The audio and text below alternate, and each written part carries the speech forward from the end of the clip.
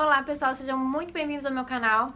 No vídeo de hoje eu vou falar pra vocês sobre custo de vida na cidade de Toronto, que eu acho que é uma das maiores dúvidas que os inscritos aqui no canal têm a respeito.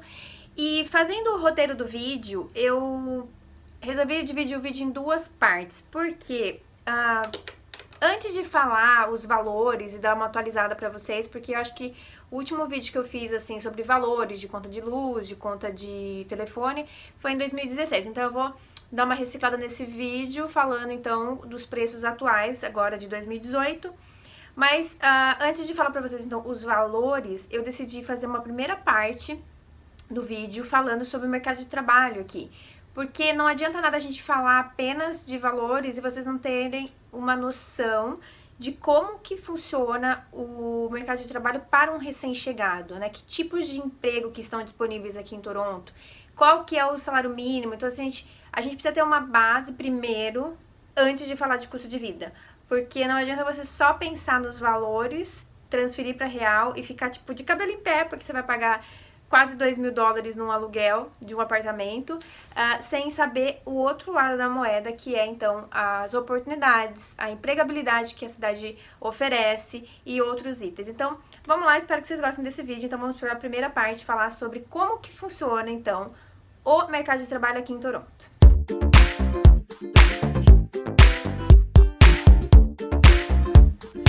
Muito bem, antes vamos falar então dessa questão do aluguel. Vocês devem estar se perguntando, como assim, Nath, eu vou pagar $2.000 num aluguel? Então já vamos começar logo o vídeo falando da parte ruim, né, da parte negativa da cidade de Toronto. Uma das coisas que mudou muito desde o último vídeo que eu fiz aqui no canal sobre valores, né, custo de vida em Toronto, foi que o aluguel subiu entre 25% e 30% em apenas 2 anos. Principalmente no bairro onde eu moro, que é Midtown, Toronto. Não moro tão longe assim de downtown, eu tô a 20 minutinhos de downtown, tipo numa linha reta. O meu bairro é muito bom, eu estou exatamente no meio da cidade, exatamente onde a cidade se divide entre leste e oeste, norte e sul, é o meu bairro. Então eu gosto muito de morar aqui, encontro tudo, é super bem localizado, porém, nos últimos 2 anos teve um aumento assim tremendo nos valores dos aluguéis, tá? Então, hoje, o meu prédio, o mesmo apartamento, do mesmo tamanho, que é o One Bedroom Junior, custa hoje $1.650. Então, aumentou muito nos últimos 2 anos. Eu acredito que existem 2 fatores principais que estão contribuindo para isso. Eu diria assim, localmente, né? Tipo, no meu bairro está acontecendo isso. E o segundo motivo, eu diria que é meio que geral, a cidade de Toronto inteira está passando por esse fenômeno. Por que eu digo localmente? Tipo, exatamente onde eu moro, está passando a linha nova do metrô. Ele vai funcionar tipo como um VLT, sabe? Vão ser os carrinhos de streetcar. Então ela vai cortar a cidade de leste a oeste pela Eglinton, Avenida Eglinton. E é conhecida como a linha laranja. E essa construção está a todo vapor. Se você andar de carro, a Eglinton inteira está em construção. A cada 1 quilômetro, mais ou menos, vai ter uma estação. E é muito interessante que as construções aqui no Canadá, elas acontecem todas ao mesmo tempo, né? Então, você anda de carro pela avenida inteira, a cada 1 quilômetro tem um campinho de obras e as coisas estão, assim, um caos, mas vai sair até 2020 a nova linha, então, de transporte público que vai cortar, então, a cidade de leste a oeste. Vai ser muito bom, vai valorizar muito o bairro em si, principalmente onde eu tô morando, que é bem nesse miolo, né, de Toronto, porque além da gente ter a intersecção, então, da linha amarela, a gente vai ter essa linha laranja que vai ligar, se eu não me engano, ela vai ligar, tipo, a Kennedy, que é a linha que vai lá pro lado da Centennial, até quase a Humber College, que vai pro lado oeste da cidade. Então, vai ser muito legal, só que com isso, os aluguéis aumentaram muito, né, porque realmente a linha de metrô vai valorizar muito esse pedaço da cidade.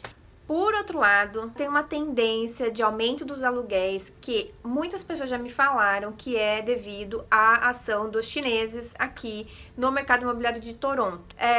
Esse movimento se dá porque está entrando na cidade muito investimento chinês. Eu acho que isso está acontecendo no Canadá inteiro. Eles investem no ramo imobiliário, constroem as torres né, de apartamentos novinhas, e aí quando eles colocam para alugar, eles já colocam num valor muito acima do valor de mercado. Então, pelo que eu entendi, o que tá puxando o preço para cima é esse movimento, então, dos investimentos chineses aqui. Se é verdade ou não, eu não sei, gente, mas é o que eu venho lendo e sim, o governo tem conversado com a comunidade com relação a isso, porque realmente está muito ridículo o valor dos aluguéis aqui. Então, essa é, vamos dizer assim, a má notícia, o lado ruim de Toronto, a questão dos aluguéis estarem extremamente caros. Mesmo se você sair de Downtown, Midtown, ir pra Scarborough, Mississauga, Etobicoke, tipo, mesmo nesses periféricos, você vai conseguir um pouco mais barato, mas não tão mais barato. Então tá muito assim, tipo, aumentou geral os aluguéis aqui. Eu fiz então uma pesquisa dos valores aqui em Midtown, para vocês terem uma noção de valores. Como eu disse, um one bedroom junior, que seria o apartamento de um quarto, sala e a cozinha, banheiro, num apartamento antiguinho, que nem o meu não é tão novo, é antiguinho, ele está saindo a partir de 1.650. Vocês podem achar mais caro ou até um pouquinho mais barato, mas a média, 1.650 dólares. Em apartamentos novos, o mesmo tamanho de apartamento, de one bedroom, está saindo na média de 2.200 dólares. Bom, encerrado então esse assunto do aluguel, vamos falar como funciona o mercado de trabalho, que é isso que eu quero dar uma primeira visão geral para vocês, antes da gente entrar na questão dos valores, tá? Então, primeira coisa, primeiro item importantíssimo é a questão do salário mínimo aqui em Ontário. A partir de janeiro, né, de 2018, o salário teve um aumento grande. Era uma proposta que já estava em discussão aqui na província há alguns anos, e existia aí vamos dizer, um delay, né, nesse aumento do salário mínimo. Quando eu cheguei aqui em Toronto, o salário mínimo estava 11,25. Aí no ano seguinte ele aumentou para 11,40. E agora, no terceiro ano, ele aumentou de 11,40 para 14 dólares. Então teve um salto bem grande, então para corrigir alguns anos que o salário não estava sendo equiparado, né, com os custos da cidade, enfim. E aí estava em discussão, e aí ficou decidido, então, que agora, em 2018, o salário vai ser 14 dólares, e a partir do dia 1º de janeiro de 2019, o salário será 15 dólares. Então, vai aumentar mais $1 o ano que vem. Então, isso é muito importante para vocês colocarem, então, nas contas de vocês. Um recém-chegado aqui, trabalhando 20 horas por semana, no caso, um estudante, vai ter aí um salário na média de 1.000 dólares, já com o desconto dos impostos. Falando em impostos, aqui na província é descontado 15% de imposto no nosso Olerite. Dependendo do seu salário, às vezes quando eu faço pouquinhas horas assim por semana, eles não descontam no Olerite os 15%, eles chegam a descontar 3%, 5%, mas normalmente quando é aquela semana que eu faço as horas regulares, aí já vem no Olerite 15%. Depois, no final do ano, você recebe lá o teu T4, né, que é um formulário com todos os seus incomes do ano, e aí já vem descontado aí o valor dos 15%, e quando você faz lá o tax, né, daqui de Ontário, já vem então a restituição dos valores que você pagou a mais, tá? Tudo igual no Brasil, a questão do imposto de renda aqui é bem tranquilo. Se vocês quiserem, depois eu faço um vídeo sobre isso, porque é extremamente simples. Eu não fiz sozinha e, tipo, muito fácil, muito fácil. Outro item importante, tudo que você compra aqui tem um imposto de 13%, né? Normalmente no supermercado não são todos os itens que tem o imposto. Sempre que eu chego do mercado, a minha notinha, eu vejo que tem alguns itens que são isentos de imposto. Eu não sei dizer pra vocês, acho que vale até fazer uma boa pesquisa a respeito disso. Mas no geral, quando você vai comprar roupa, eletrônicos, todos os outros itens do seu cotidiano, eles vão ter então um acréscimo no caixa de 13%.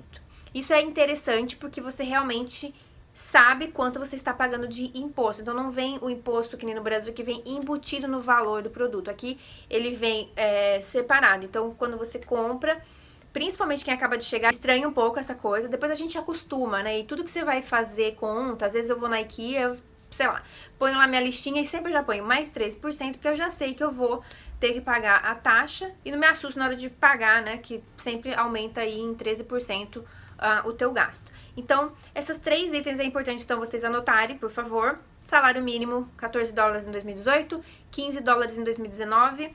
O imposto aqui, médio da província, é 15%, tá? Eu tô falando pra quem ganha salário mínimo. Depois tem as outras faixas, igual no Brasil, vai aumentando. Quanto mais você ganha, mais você paga. Mas, em geral, para um recém-chegado que vai iniciar seu trabalho aqui e vai ganhar salário mínimo, 15%. Todos os produtos e serviços, 13%.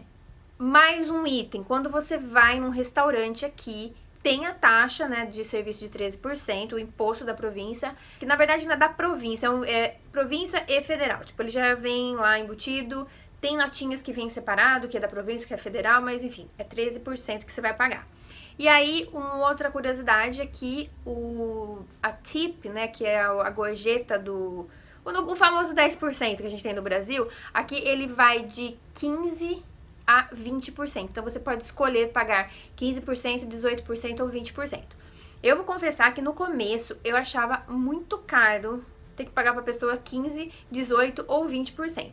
Mas, como eu disse, depois você se acostuma e você já coloca isso no teu orçamento. Então, se às vezes eu vou no pub com o pessoal, eu já calculo mais ou menos que eu vou ter que pagar, além do meu consumo, 13% de imposto, mais 15% a 20% de tip. Isso aqui é extremamente comum. Quando a gente tá do lado de cá, que você tem que pagar isso, é ruim. Mas agora nós vamos entrar na parte de empregabilidade e vocês vão ver que isso não é tão ruim para quem trabalha e recebe, então, esse adicional, né, que é a tip, a gorjeta, no seu salário.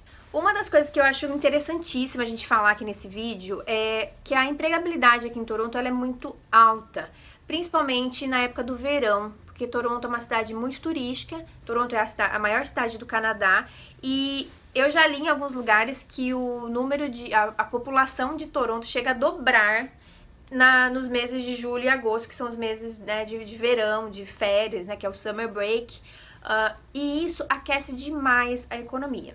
Então é importante vocês terem essa informação. Uma coisa muito interessante que eu já notei, né, nesses quase 3 anos de Toronto, aqui existe uma sazonalidade assim, dos empregos. Os meses de janeiro e fevereiro são meses super complicados para arrumar emprego.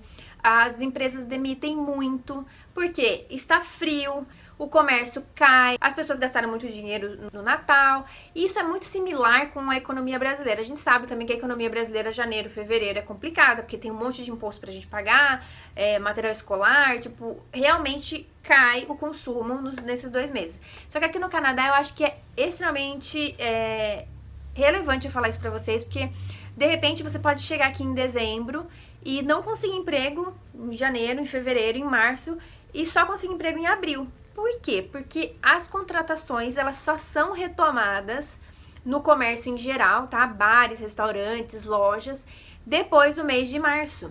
Porque acontece esse movimento do comércio se preparar para o verão, se preparar para esse número gigante de turistas que vem para o país.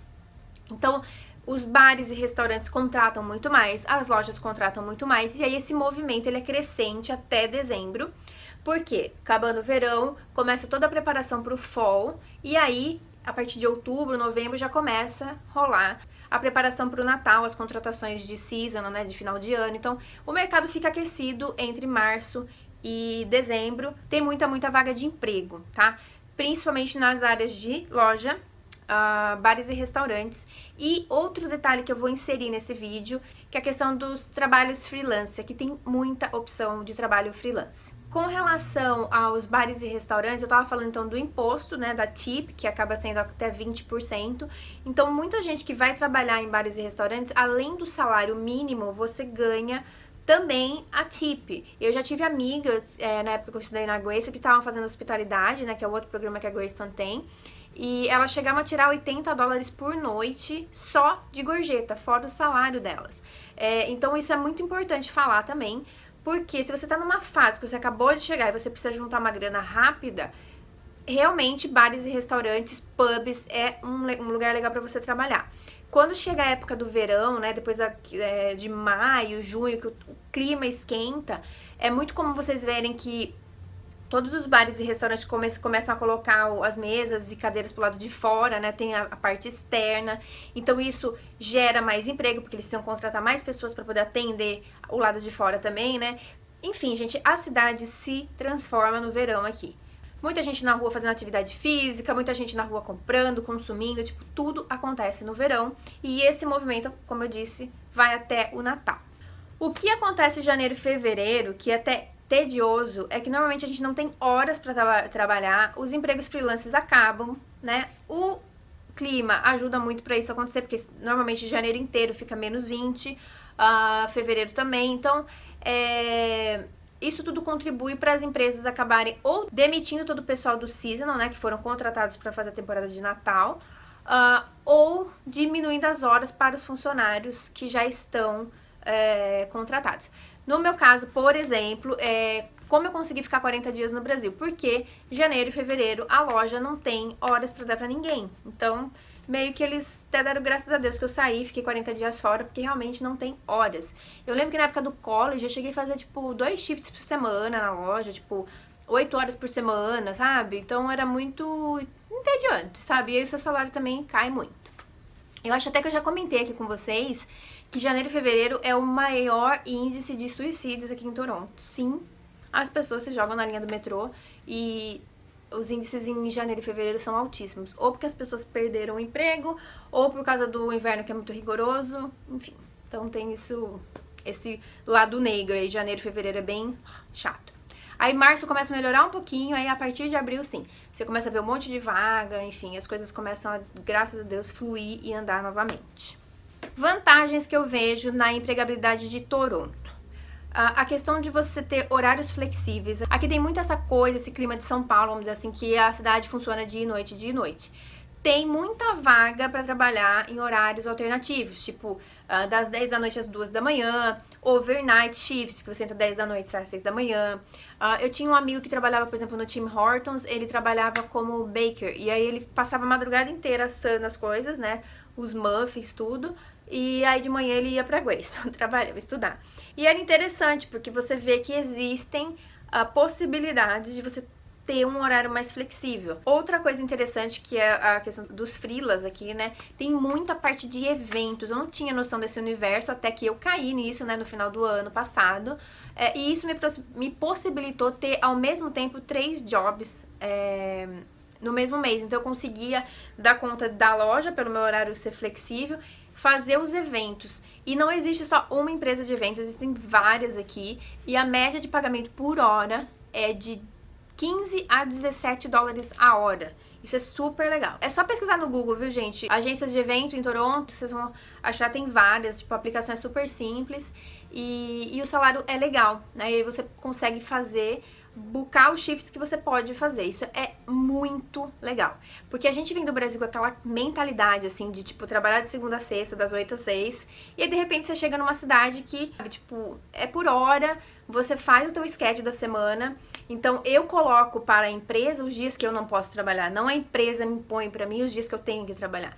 Eu acho isso fenomenal. Então, eu monto o meu schedule de acordo com o meu tempo, de acordo com o meu planejamento financeiro. Então, por isso que no final do ano, logo que eu acabei o college, eu fiz, então, essa experiência de trabalhar com os eventos e foi super legal, porque dá pra juntar uma grana e você consegue facilmente, tipo, organizar os teus horários, refazer seus schedules. Isso dá uma liberdade, vamos dizer assim, pra pessoa realmente correr atrás de ganhar dinheiro. Isso vale muito pros estudantes que estão no summer break. Então, de repente, você tem lá 4 meses, né, de folga do college, você quer dar uma acelerada no seu salário pra juntar uma grana pro semestre seguinte.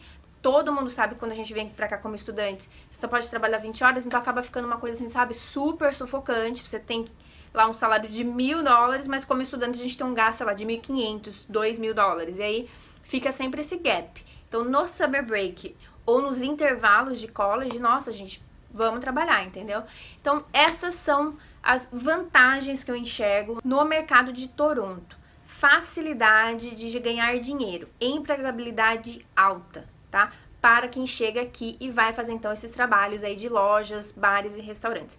Isso eu acho que é extremamente importante falar pra vocês antes da gente fazer, então, a segunda parte do vídeo, onde eu vou falar, então, dos valores de custo de vida mesmo, tá? Então, é isso.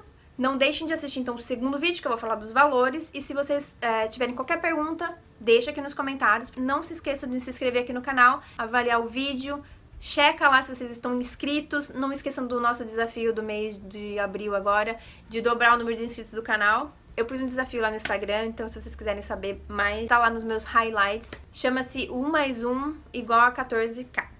Tem um desafio lá que a Nath vai fazer. Eu acho difícil chegar, mas se chegar, eu tô frita. Enfim, gente, ótimo dia pra vocês. Nos vemos então no próximo vídeo. Um grande beijo. Tchau!